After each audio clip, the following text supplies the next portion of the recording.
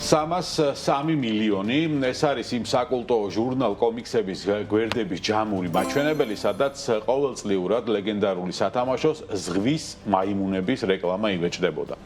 მარკეტინგულმა ილუზიამ, რომელიც ბავშვებს წყალში ჩაგდებისთანავე ზღაპრული არსებების გაცოცხლებას პირდებოდა, რეალურად კი მიკროსკოპულ კრევეტებს ყიდდა, მსოფლიო მასშტაბით მილიარდობით ეგზემპლარი გაასაღა.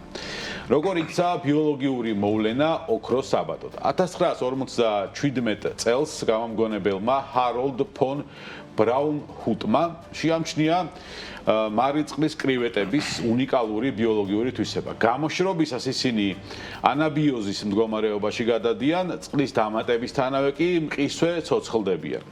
ბრაუნჰუტმა პროდუქტს მყისიერი სიცოცხლე დაარქვა და მას სულ რაღაც 59 ცენტად ყიდდა, 0.59 დოლარა. თუმცა მსხვილმა სათამაშო კომპანიებმა იდეა დაიწუნეს, რადგან მსგავსი პროექტი Instant Fish ასე ერქვა, ბაზარზე მანამდე კრახი დასრულდა.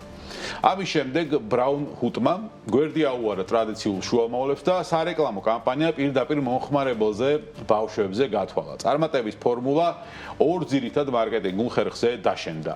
ვიზუალური манипуляция. ცნობილმა ილუსტრატორებმა ჯორჯ ორლანდომ და კრევეტები ადამიანის მსგავს ზღაპრულ ჰუმანოიდებად დახატა, რასაც რეალურ უფორმო ორგანიზმებთან საერთო არაფერი ჰქონდა.